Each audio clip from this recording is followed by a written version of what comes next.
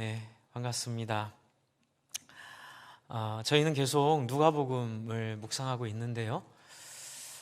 이 말씀이 순서가 중요합니다. 그러니까 누가복음에 있는 말씀은 누가가 하나님이 누가를 통해서 하시고 싶은 말씀들을 적은 거라고 기억하시고요. 마태복음은 마태를 통하여 하나님이 주신 말씀이라 기억하시면 이제 우리가 말씀을 읽을 때 굉장히 풍성해지게 되어 있습니다. 왜냐하면 오늘 우리가 보는 이 씨 뿌리는 자의 비유 혹은 밭의 비유로 알려진 이 비유는 굉장히 다른 의견이 이 안에 존재하기 때문에 그래요. 그래서 먼저 이거 소개를 하고 이걸 정리하고 이제 오늘 누가복음을 중심으로 하는 이 씨 뿌리는 자의 비유를 같이 나누도록 하겠습니다. 이게 무슨 얘기냐면요, 씨 뿌리는 자의 비유의 핵심이 하나님이 모든 사람에게 씨를 뿌려준 것이냐, 아니면 우리가 밭으로서 하나님의 말씀에 어떤 자세로 우리를 드려야 되는가, 어디에 초점이 있느냐를 가지고 이렇게 논의들이 많아요. 그래서 어떤 분들은 이제 하나님 주권을 강조하는 쪽에서는 이거는 씨 뿌리는 자가 우리에게 모든 사람에게 주시는 은혜를 말한 거지, 그리고 하나님의 나라가 이와 같다기 때문에 씨 뿌리는 자의 비유는 하나님의 주권, 하나님의 말씀, 그러니 우리가 무엇을 하란 얘기가 아니다, 이렇게 얘기하는 거는 좀 이렇게 하나님 주권을 강조하는 쪽이고요. 인간의 책임, 인간의 반응을 강조하는 쪽에서는 물론 하나님이 씨를 뿌리시지만 왜 사람들에게 얘기를 하셨을까 생각을 해보자. 단순히 하나님 나라를 무의미하게 설명하려고 하는 것만이 아니라 이걸 듣는 사람들이 최대한 길가나 바위나 가시덤불이 되지 않도록 자기 자신을 살피라라는 말씀이다, 이렇게 말을 하는데 양쪽 다 그것만이 맞다고 얘기해요. 답은 뭘까요? 둘 다 맞습니다. 왜요? 마태복음에서는 하나님의 주권을 중심으로 하나님의 나라가 이렇다는 설명으로 이 씨 뿌리는 자의 비유를 설명하고요, 오늘 우리가 읽으면 이 누가복음에서는 듣는 사람들이 하나님의 주권 앞에 반응해야 한다는 차원으로 얘기하고 있어요. 이해가 되시죠? 여러분들이 혹시 어디서 전에 들었던 얘기, 씨 뿌리는 자의 비유는 하나님에 대한 이야기니까 사람의 반응에 대한 이야기 아니야 라는 선입견을 좀 버렸으면 좋겠고요.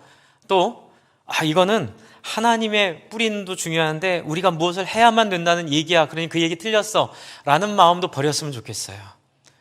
여러분, 인간의 신학이나 인간의 교리는 마태, 마가, 누가, 요한 4명을 통하여 예수님을 묘사해야만 했듯이 예수님이 풍성한 분인 것처럼 우리는 장로교, 침례교, 감리교, 때로는 웨슬레를 중심으로, 때로는 칼빈을 중심으로 이렇게 하나님을 설명하는 하나님이 허용해 놓으신 이유는, 한번 같이 해보실래요? 그만큼 하나님은 크시기 때문에. 우리의 다양한 조명을 통해, 다양한 관점을 통해 우리는 하나님을 이해할 수 있습니다. 그런데 여러분, 웨슬레도 그렇고 칼빈도 그렇고 다 같은 얘기를 했어요. 특히 칼빈의 이야기도 보면 우리가 하나님과 연합이 중요하다, 이렇게 얘기를 했는데 인간은 자꾸 자기가 편한 대로 말씀을 듣고 이해하려고 그래요. 오늘 예수님께서 이 모임 무리들에게 하신 말씀, 바로 이 말씀이에요. 하나님의 말씀을 주셨는데 그 말씀을 인간들은 자꾸 자기가 편한 대로 이해하고 그것대로 사용하려고 하는 유혹을 받아요. 그게 바로 길가에, 그리고 바위에, 그리고 가시떨기에 뿌려진 씨앗으로 상징되는 우리의 모습입니다. 그렇다면 오늘 누가복음은 우리에게 이 씨 뿌리는 자의 비유를 어떻게 우리에게 묘사하고 있을까요? 여러분, 누가복음은 8장 1절부터 3절 뒤에 씨 뿌리는 자의 비유를 놓았어요. 의미가 뭘까요? 마태복음은 좀 배치가 달라요. 누가복음에서 이렇게 배치한 이유가 뭘까요? 어떤 생각을 하고 이런 얘기를 했을까요? 그것은 바로 앞에 있는 이 8장 1절부터 3절에 나와 있는 이런 사람들의 모습을 배경에 깔고 씨 뿌리는 자의 비유를 설명하고 있는 거예요. 그게 뭘까요? 8장 3절을 한번 읽어볼게요. 8장 3절, 2절 3절을 읽는 게 좋겠네요. 제가 읽겠습니다. 또한 악귀를 쫓아내심과 병고침을 받은 어떤 여자들 곧 7 귀신이 나간 자 막달라인이라는 마리아와 헤롯의 청지기 구사의 아내 요한나와 수산나와 다른 여러 가지 여자가 함께하여 자기들의 소유로 그들을 섬기더라. 여러분, 지금 앞에는 바리새인 집에 들어간 죄인인 한 여자의 이야기가 나오고 있죠. 그 바리새인과 여자가 대비되는 것이 있고요. 그리고 그 바리새인과 여자의 대비에 이어서 지금 12제자와 이 자기들의 소유로 그들을 섬기는 사람들이 대비되고 있어요. 이거는 제 상상력이기도 한데요. 제가 많이 고민을 해봤습니다. 앞에 있는 바리새인, 죄인인 한 여인, 그리고 제자들, 그리고 이 자기의 소유로 예수님을 섬겼던 이 여인들, 어쩌면 혹시 그럴 가능성이 있지 않을까? 어떤 가능성이요? 바리새인은 길가를 상징할 수도 있고, 이 여인은 처음에는 이렇게 예수님한테 나와 이렇게 섬겼지만 이 여인이 그랬다는 얘기는 아니에요. 이 여인의 그 기쁨을 잘 유지하게 해야 되기 때문에 예수님이 혹시 돌짝밭이나 또는 가시덤불로 혹시 이렇게 여인을 이렇게 비유할 수도 있지 않았을까? 또 제자들은 여러분 가룟 유다가 있잖아요. 가룟 유다는 명백하게 돌짝밭일 수 있어요. 그러니까 이 여러 사람들 속에 나타나 있는 이런 가능성들, 왜냐하면 아직 끝나지 않았거든요. 그러니까 이런 가능성들을 예수님이 보시고 특별히 3절에 있는 이렇게 사람들에게 멸시당하고 사람들에게 무시당했던, 그리고 또 친일파, 우리로 치면 그 친일을 했던 사람처럼 3절에 헤롯이 그런 사람이거든요. 위성정부, 그러니까는 이용당하는 정부의 그러니까 앞잡이죠. 네. 침략자의 앞잡이 3절 헤롯의 청지기 구사의 아내. 굉장히 불명예스러운 이야기예요. 유대인들 사이에서는. 이런 사람도 어떻게 해요? 막달라 마리아, 그런 소위 말하는 친일파에 협조한 그런 아내 요한나, 그리고 수산나와 다른 여자들, 다른 사람도 좋은 사람도 있겠죠. 하지만 이 사람들이 하나로 모이는 거예요. 어떻게 모여요? 자기 소유로 다른 사람을 섬기는 모습. 저는 이게 옥토가 아닐까라는 생각을 해요. 이 이야기를 안고 지금 누가는 씨 뿌리는 자의 비유를 여기다 배치를 했어요. 그렇기 때문에 누가는 뭘 의도하고 있냐면요, 우리 자신을 돌아보라는 거예요. 우리는 누구인가? 그런데 여러분, 제가 예전에도 이런 말씀 드렸어요.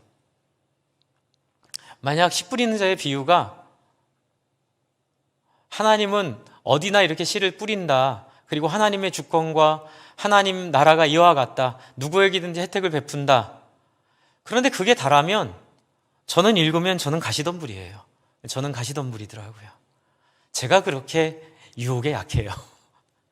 예, 제가 그렇게 맨날 제 안에 있는 이기성과 싸우지 않으면, 조금이라도 긴장하지 않으면 저는 그냥 무너지거든요. 여러분 무너졌죠. 그럼 나 같은 사람은 떠나란 얘기인가? 라고 질문할 수 있게 돼요. 그러나 오늘 말씀은 그렇지 않아요. 여러분, 그 증거로 여러분 16절이 왜 붙어 있을까요? 이 씨 뿌리는 자의 비유에 16절이 붙어 있는 이유가 뭘까요? 오늘은 큰 그림을 말씀드리고 다음 주는 씨 뿌리는 자의 비유에 나오는 4가지 밭을 좀 설명하려고 그래요. 이제 오늘은 큰 그림을 좀 그릴게요. 여러분 16절부터 18절까지가 붙어 있는 이유가 뭘까요? 저는 아주 절묘하다고 봐요. 여러분, 지금 씨 뿌리는 자의 비유를 통하여 사람들에게 4가지 밭을 설명하고요, 16절부터 호소하는 거예요. 예수님의 호소예요. 어떤 호소죠? 누구든지 등불을 켜서 그릇으로 덮거나 평상 아래 두지 아니하고 등경 위에 두나니 이는 들어가는 자들로 그 빛을 보게 하려 함이니라. 숨은 것이 장차 드러나지 아니할 것이 없고 감추인 것이 장차 알려지고 나타나지 않을 것이 없느니라. 여러분, 이게 무슨 말인지 이해가 되세요? 왜 이 이야기를 15절에 붙여놨을까요? 하나님의 소원. 임 목사님이 우리 이쁜 딸 이름을 소원으로 지은 이유가 그 하나님의 소원에서 나왔다는 얘기를 듣고 참 제가 고마웠습니다.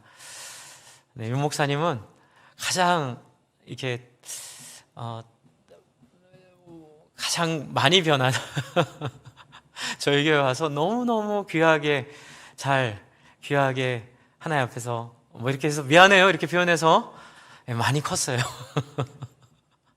네, 설교도 너무 좋아졌고요. 네, 근데 그게 뭐냐면 아주 깨끗한 마음으로 아주 수용성이 좋으셨어요. 그래서 제가 너무 사랑했어요. 제가 왜 이 20대나 겪어야 될 시련의 느낌을 제가 왜 자꾸 이 50대에 겪어야 되는지 저도 잘 모르겠어요. 바로 그거예요. 네. 이 16절의 말씀은 사람들에게 호소하는 거예요. 뭐라고 호소하시는 거죠? 너희는 내 얼굴이다. 등불이 드러나듯이 너희로 인해 사람들은 나를 평가할 것이다. 여러분, 이 지점에서 아까 말씀드렸던 마태복음에서 강조하고 있는 그 씨 뿌리는 자의 비유가 여기서 유효하게 설명이 가능해요. 오늘 우리 장로님도 귀한 기도해 주셨지만 여러분, 지금 많은 사람들이 교회를 비난하고 교회를 욕하죠. 근데 이제 제가 가장 가슴 아픈 건 뭐냐면 제가 요즘에 인터넷을 안 봐요. 인터넷 보면 저는 죽어야 돼요. 목사들은 다 나가서 죽어야 돼요. 일부 인터넷을 안 봐요. 하나님이 욕먹고 있고 하나님이 비난당하고 있어요. 그러나 여러분, 씨 뿌리는 자의 마태복음에서의 강조는 뭐죠? 천국은 마치 이와 같으니라는, 물론 뒤에 나오지만 그 비유의 그룹 안에 들어가 있어요. 천국은 마치 이와 같으니, 이건 뭐냐면 하나님의 역사는 이와 같으니 씨 뿌리는 자가 나가서 씨를 뿌리매 그 씨가 길가에도 떨어지고 바위 위에도 떨어지고 가시떨기에도 떨어지고 옥토에도 떨어지게 돼 있다. 이게 무슨 얘기일까요? 하나님의 은혜겠죠. 모든 사람에게 기회를 주세요. 길가든 바위든 가시떨기든 옥토든. 그런데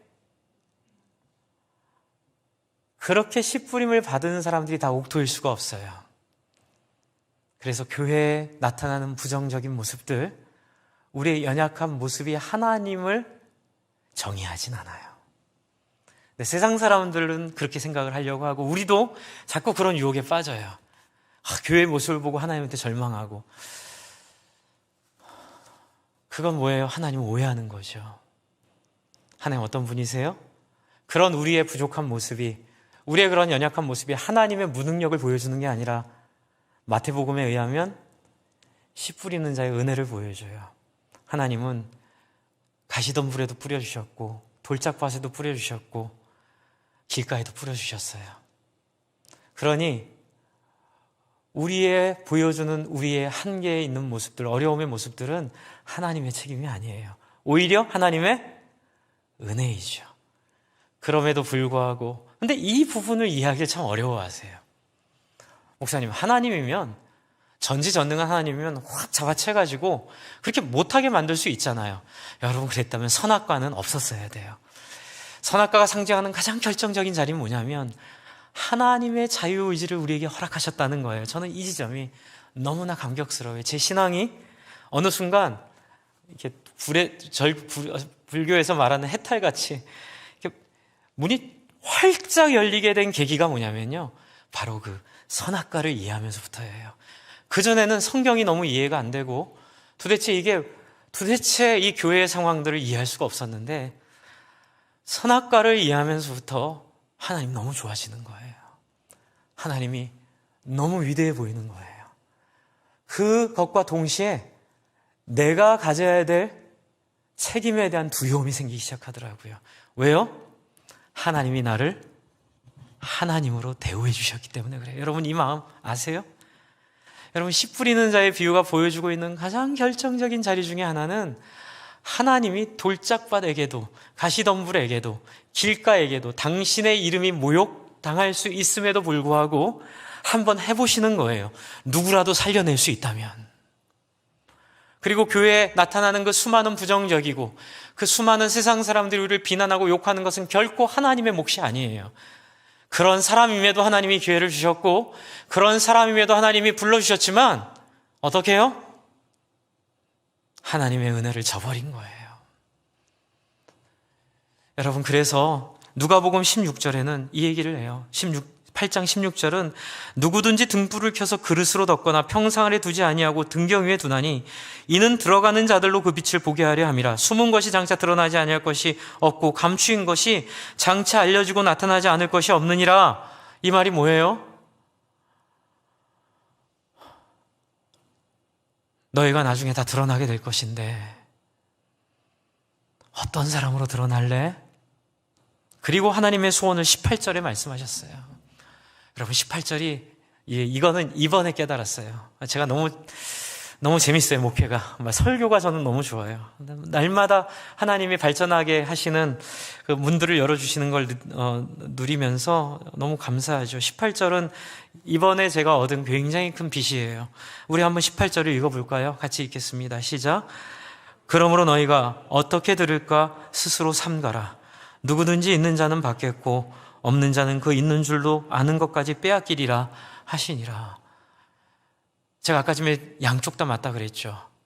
하나님의 이 전적인 은혜, 부어주신 은혜도 맞는데 또 한편 우리에게 호소하는 부분도 맞아요. 뭐라고 써 있어요? 그러므로, 왜 그러므로예요? 너희가 어떤 사람인지 다 드러나게 돼 있다.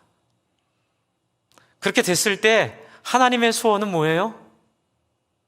옥토로 드러났으면 좋겠다. 그러므로 너희가 어떻게 들을까 스스로 삼가라. 이건 무슨 얘기일까요? 너희가 들을까 삼가하는 그 모습을 통하여 길가도 옥토로 바뀔 수 있고 돌짝밭도 옥토로 바뀔 수 있고 가시덤불도 걷어낼 수 있다라고 예수님이 얘기하시는 거예요. 아, 목사님, 그러면 우리가 노력해서 구원받는 거라고요? 그런 말 하는 것 자체가 참 이렇게 풍성하신 하나님을 모욕하는 얘기예요. 제발 그런 얘기 안 했으면 좋겠어요. 그런 얘기 왜 하는데요? 도대체 의도가 뭔데요? 안 하고 싶어서 하는 거잖아요. 그냥 편하게 있으려고 하는 얘기잖아요. 어떻게 그럴 수가 있죠?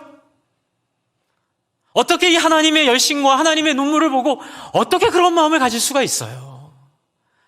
우리를 위하여 당신을 최선을 다해 주신 이 하나님 앞에 한가하고 편안하게 앉아서 계산기 두드리듯이 우리는 노력 안 해도 돼.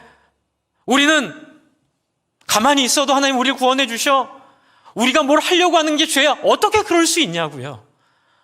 하나님이 그렇게 당신을 쏘아내어 주셨는데, 하나님이 당신을 그렇게 우리에게 헌신해 주셨는데 인간으로 어떻게 그럴 수 있죠?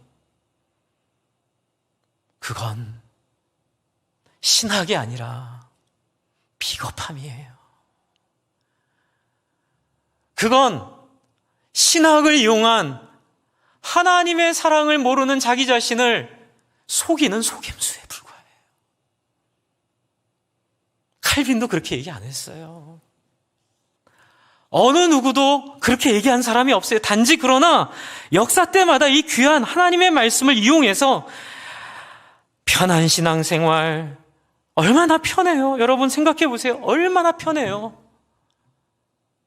하나님이 다 하셨으니 그냥 우리는 가만히 있으면 된다. 여러분, 칼빈이 얘기했죠. 믿음은 그리스도와의 연합이다. 여러분 한번 따라해 주세요. 믿음은 그리스도와의 연합이다. 이게 진리예요. 제가 늘 말씀드리잖아요. 휘필드가 웨슬레가 서로 관점이 달랐어요. 그러나 여러분, 휘필드는 우리가 참 좋아하는 이 장로교 정신 쪽에 있는 분이고, 웨슬레는 여러분 잘 아시는 감리교 쪽에 계시는 분이죠. 감리교의 창시자죠.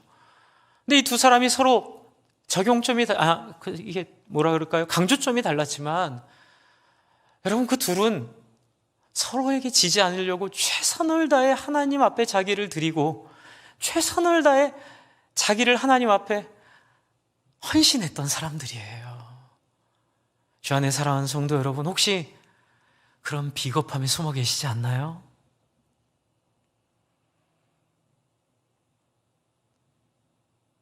주님 정말 다시 오시는 거 믿으세요? 우리 신앙이 잘못하면, 여러분, 감리교는 감리교가 조심해야 될 부분이 있어요. 하지만 우리 장로교는 특별히 이 칼빈주의를 주장하는 특별히 합신고시는 정말 조심해야 될 부분이 있어요. 뭐냐면 인샬라 신앙이 되게 하면 안 돼요. 인샬라가 뭔지 아세요? 신밧드의 모험에 보면 인샬라, 그게 뭐냐면 그냥 다 하나님의 뜻으로 하고 자기는 인간의 노력은 인간의 반응하지 않는 것. 여러분, 우리가 믿는 하나님은 그런 하나님 아니세요. 어떤 하나님이세요?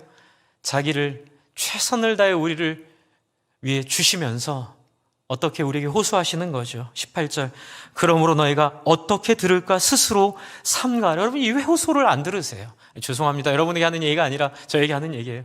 왜 이런 호소를 안 듣나요? 마치 감나무 밑에서 입 딱 벌리고 있으면 알아서 감이 떨어지기를 기대하는 그런 마음처럼, 혹시 그렇게 신앙생활 하지 않았나요?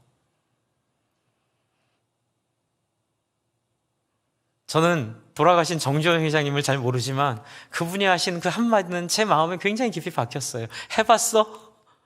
저는 해봤어 신앙이 좋아요. 제가 교육자들은 계속 하는 얘기예요. 뭐라도 해보자는 거예요. 그냥 이것도 안 돼요, 저것도 안 돼요, 이렇게 하면은 뭐가 어렵고요, 저렇게 하면 뭐가 어렵고요가 아니라, 어려울 수는 있지만 한번 해보면서, 뭐라도 해보면서. 그래서 제가 늘 그 얘기했죠. 코로나 생기면서 하다 안 되면 그냥 이 자리에 앉아서 울기라도 하자. 그냥 이 자리에 앉아서 통곡이라도 하자.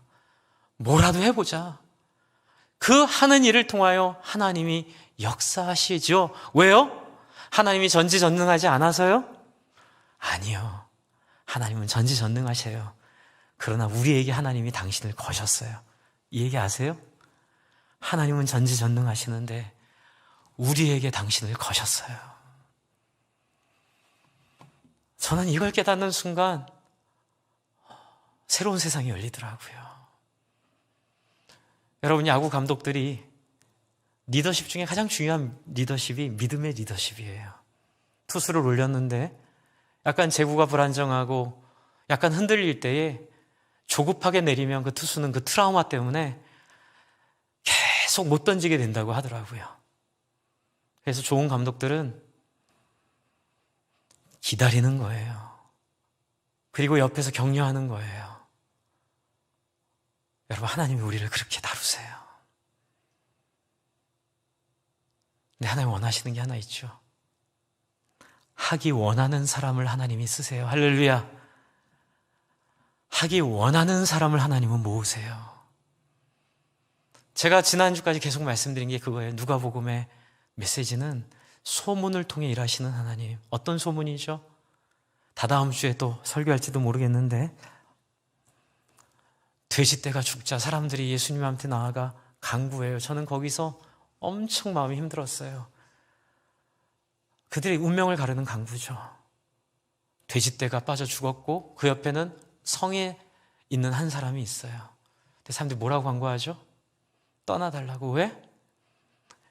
그 인간들 눈에는 귀신이 나간 한 온전케 된 사람보다는 그 돼지떼가 더 중요했던 거예요. 목회를 하다 보면 너무 속상할 때가 많아요. 이게 합의되지 않으면 참 어려워지는 거죠. 사람이 살고 사람이 회복되는데 하나님은 눈물을 흘리고 그것을 호소하고 계시는데, 때로는 잘못된 신학으로, 때로는 잘못된 신앙으로 돌짝밭임에도 불구하고 가시덤불임에도 불구하고 길가임에도 불구하고 자기를 치고 통회하고 회개하는 것보다는 다 하나님이 알아서 해주시니까 이라고 말하고 세속적으로 하고 싶은 생각과 세속적인 생각을 가지고 신앙생활을 영위하려고 할 때에, 오늘 28절에 그러므로 너희가 어떻게 들을까 스스로 삼가라. 여러분, 이거 어떻게 할 거예요?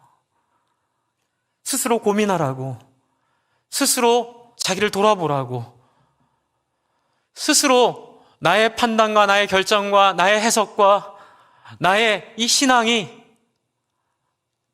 도대체 예수님의 이 의도 가운데, 예수님의 뜻 가운데 내가 어떻게 해야 될지를 고민해 보라고 하시는 그 말씀 앞에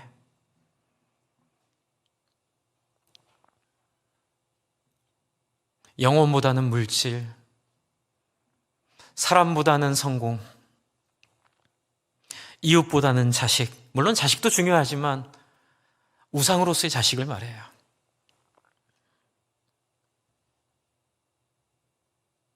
주 안에 사랑하는 성도 여러분, 예수님 우리에게 호소하세요. 이 네 밭의 비유, 씨 뿌리는 자의 비유를 통해 우리에게 의도하시는 것은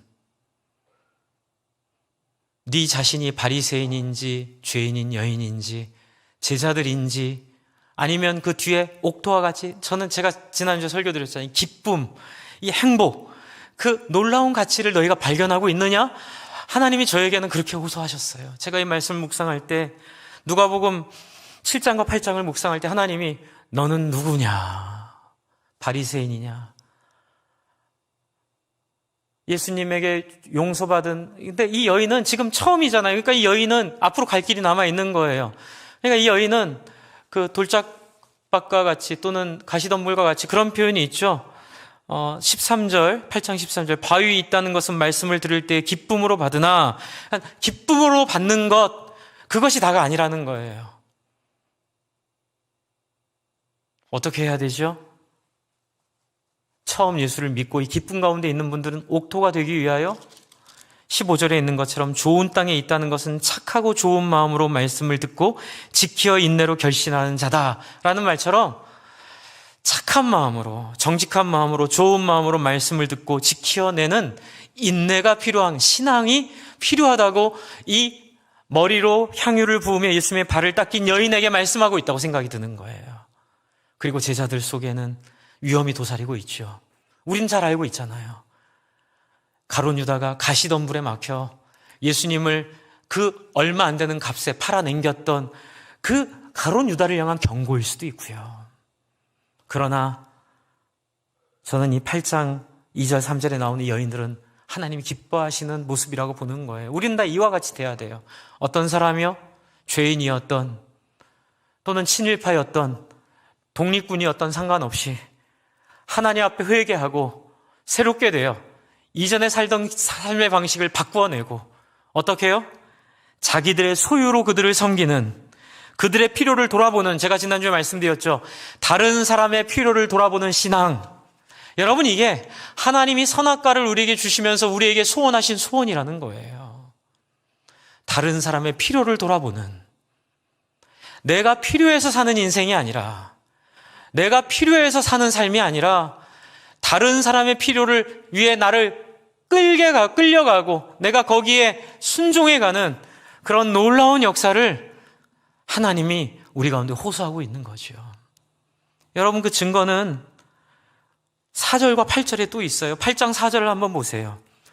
각 동네 사람들이 예수께 나와 큰 무리를 이루니 예수께서 비유로 말씀하시되, 여러분 4절에 많은 사람이 모였을 때 이 씨 뿌리는 자의 비유를 하세요.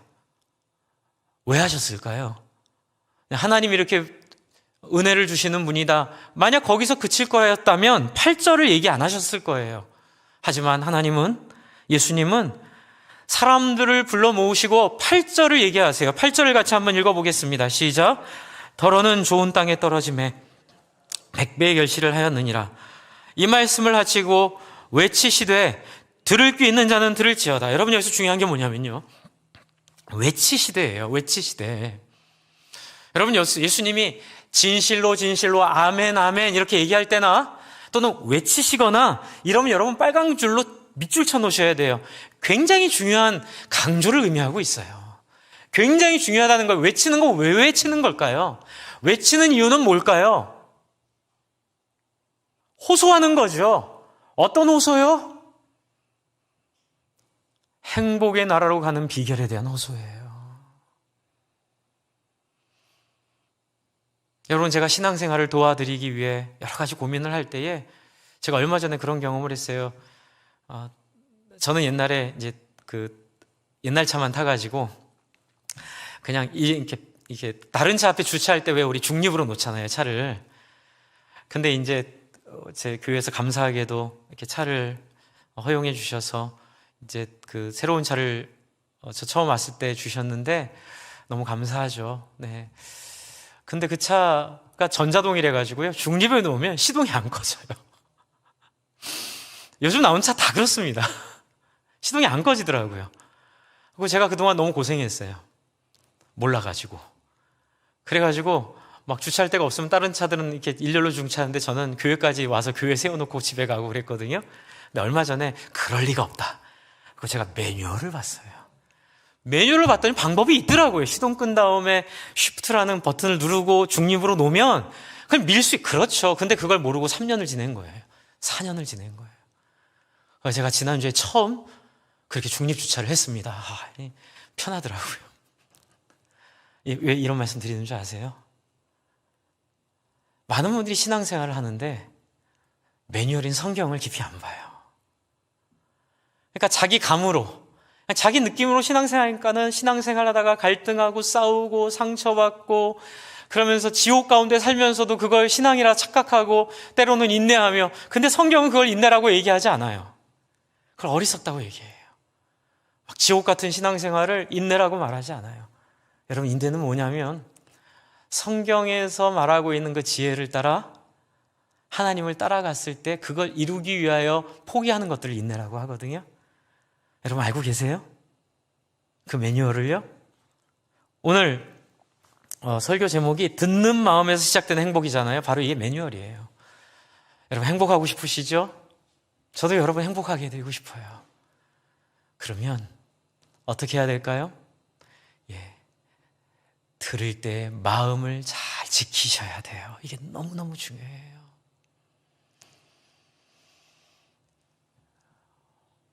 어떤 분들은 취향이 까다로우세요. 자기 손해예요. 목살을 타세요. 자기 손해세요. 그래서 그렇게 까다로우세요.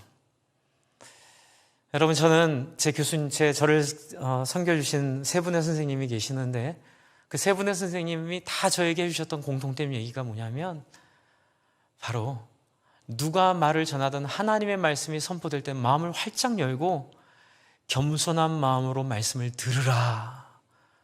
그리고 한 분은 신학대학 교수셨는데, 유명한 교수셨는데 제가 그분과 교회를 개척했었어요.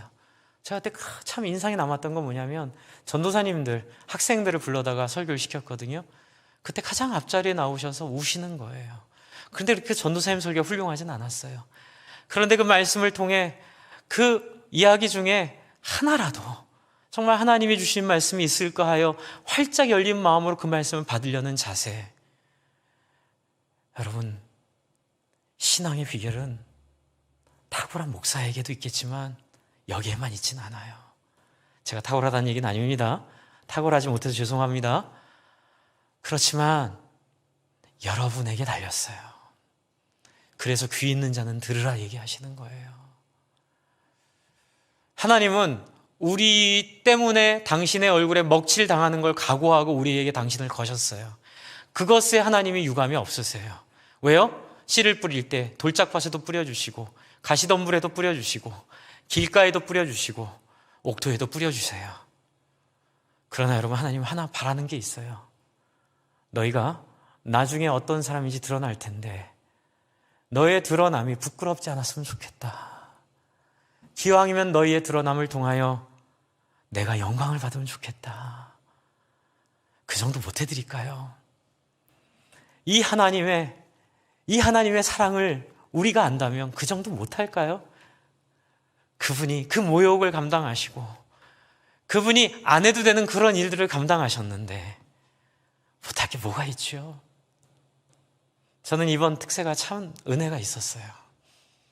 근데 은혜가 있는 만큼 아까도 말씀드렸지만 특세 일주일 전에 유 목사님 오셔서 공부하러 간다 그래서 제가 너무 많이 기도하게 됐고, 희한하게 특세 전에 어려운 일이 많더라고요.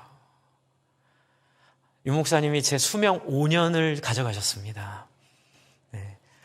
제가 하나님 빨리 뵙고 싶은데 5년 빨리 뵙도록 도와주셔서 감사하고요. 근데 이번 특세 전에 한 15년 정도 단축됐어요. 너무너무 힘든 일들이 막 생기더라고요. 근데 하나님 기대하고 기도했어요. 하나님 은혜 주시면서 역시 은혜를 주시더라고요. 하나님의 은혜 주시면서 자원하여 기쁨으로 섬기는 메시지를 주셨어요. 특세 때. 그런데 제가 지난주 2주 동안 굉장히 큰 위로를 받았는데, 하나는 뭐냐면 어떤 성도님을 만났는데 새로 오신 분이세요. 오신 지 얼마 안 되신 분인데 제가 몰랐던 이야기를 해주시는 거예요. 우리 성도님들이 그분을 너무 잘 섬겨주신 얘기를 해주시는 거예요. 이제 담임 목사니까 늘 들려오는 얘기는 어려운 이야기들, 기도해야 될 문제들, 그런 얘기만 듣다 보니까 제가 많이 이렇게 좀 지쳐 있었는데, 이야, 제가 너무너무 힘이 났어요. 너무너무 기쁨이 있었어요. 그리고 또 하나는 뭐냐면, 지난주 수요일 날 폭설이 왔잖아요. 우리로 치면. 제가 마음에 되게 부담이 됐어요. 왜냐하면, 새벽까지 온다고 하니까, 제가 새벽기도 인도니까, 내가 새벽기도 인도 끝나면 한 2시간 열심히 일해야지. 이 생각을, 전의를 다지고 제가 신발까지 딱 눈치 올 신발 신고 왔거든요.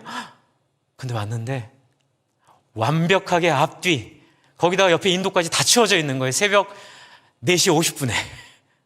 이게 뭐지? 와가지고 박지사님한테 여쭤봤더니 박지사님도 깜짝 놀랐다는 거예요. 자기가 눈을 좀 빨리 치우려고 왔는데, 근데 이제 보통 박지사님 혼자 못 치우시거든요. 그래서 이제 제가 전의를 불태우고 온 거예요. 박지사님 못 치우시니까 제가 빨리 같이 치워서 적어도 교회에 차 들어올 때 미끄러지진 않게 하려고 이렇게 했는데, 박지사님이 왔는데 앞이 다 치워져 있어. 자기는 뒤에만 치우셨다. 그래서 이게 완벽하게 치워진 거예요. 그래서 누가 치웠는지 범인을 찾는데 굉장히 많이 헷갈렸어요. 이제 서로 거룩한 의심을 하는 거예요. 혹시. 근데 다 아닌 거예요. 그래서 혹시. 그래서 저희가 CCTV를 돌려봤어요. 저는 알아요. 근데 비밀이에요. 제가요, 너의 하나님 여호와가 너의 가운데 계시니 그는 구원을 베푸실 전능자시라. 그가 너로 인하여 무엇을요? 기쁨을 이기지 못하시며 너로 인하여 즐거워하시리라. 그 찬양이 나오더라고요. 그게 신앙이에요. 그래서 제가 살짝 개스했어요. 왜 새벽 1시 반이었을까? 새벽 1시에 눈이 그쳤거든요. 그걸 기다리신 거예요. 저는 그것까지는 체크 안 했는데, 여러분, 제가 여러분에게 다 이거 체크해서 눈 치우란 얘기 아니에요. 그렇게 생각하시면 돌짝밭이에요. 그렇게 생각하시면 길가예요. 하여튼간 이제 다음 주에 제가 이거 얘기할 거니까 아껴둘게요. 길가는 뭐고 돌짝밭은 뭐고 이건 뭔지는 다음 주에 얘기할게요. 여러분 좀 편하게 생각하시죠. 여러분 교회 생활 하다 보면 나쁜 일도 있고 힘든 일도 있고 어려운 일도 있고 즐거운 일도 기쁜 일도 있죠. 여러분 자기는 누구인지 우리 일주일 동안 묵상해 볼까요? 여러분 이 말씀 일주일 동안 좀 묵상해 주세요. 여러분 누구세요? 마태복음도 보시고 누가복음도 보시면 묵상하시죠. 저는 가시덤불이에요. 제가 옛날에 울면서 기도했어요. 웃자라고요. 어떡하라고 이렇게 얘기하세요? 저 그럼 나갈까요? 저 그럼 끝낼까요? 저는 어떡하라고? 저 가시덤불이에요. 그럼 어떡하라고 이렇게 얘기하시는 거예요. 왜냐하면 저는 그때 주구장창 그런 얘기만 들었거든요. 이미 정해졌다. 저는 가시덤불로 정했으면 어떡하라고요? 그런데 예수님 손을 뻗으시는 거예요. 들을 귀 있는 자는 들을지어다. 할렐루야. 마음에 찔리는 자들은 나에게 나오라. 내가 성령의 포크레인으로 네 가시덤불을 다 긁어주리라. 여러분 포크레인 일하는 거 보셨어요? 얼마나 속이 시원한 줄 아세요? 포크레인 한번 들어가서 그 바켓으로 한 번씩 싹싹 긁으면 모든 돌들 다 골라지고요. 모든 땅들이 다 엎어져요. 주 안에 사랑하는 성도 여러분, 그걸 깨닫는 자마다 누구든지 자기 죄를 자복하면 그는 미쁘시고 우로사 우리 죄를 사하시며 우리를 모든 불의에서 깨끗게 하실 것이요. 할렐루야. 여러분 하나님 말씀이 전파될 때에 저 목사님이 나한테 무슨 감정이 있어서 저런 얘기를 하나라는 생각은 자기를 죽이는 생각이에요. 그렇게 설교하는 사람 정말로 없어요. 혹시라도 그렇게 설교할 수는 없을 수는 없겠지만 정말 하나님이 가만히 놔두지 않으세요. 그런 설교를 했을 때는 정말로 하나님의 손이 무서워요. 그러니 여러분 그건 하나님께 맡기시고 어떤 말씀이 주어지든 상관없이 여러분 달게 듣는 귀를 열고 받으시는 매뉴얼 말씀드렸잖아요. 그 길이야말로 여러분의 행복을 보장하는 길인 줄을 믿으시기 바랍니다. 행복하고 싶으시면 목숨 걸고 귀를 여셔야 돼요. 여러분 자녀를 정말 위하게 원하신다면 목숨 걸고 여러분의 마음을 활짝 하나님 앞에 여셔야 돼요. 주 안에 사랑하는 성도 여러분, 말씀 앞에 열린 길을 가지시고 부정적인 생각, 마귀거든요. 그런 길가로 남아두지 마시고 여러분 하나님 앞에 겸손히 엎드리는 매뉴얼대로 하는 신앙생활, 하나님이 여러분을 지으신 그 아름다움을 함께 누리는 복되고 귀한 성도 되시기를 부탁드립니다. 우리 함께 같이 기도할까요? 오늘 말씀을 따라 여러분 오늘의 핵심은 바로 여러분을 향한 호소가 있다는 말씀이에요. 여러분 하나님 앞에 반응하시고 하나님 앞에 나아가시고 하나님 앞에 이 시간 엎드리세요. 어떻게 해요? 하나님 나 바꾸어 주세요. 나 변화시켜 주세요. 하나님 내 마음에 새로움을 허락해 달라고 같이 이 시간 같이 기도할까요?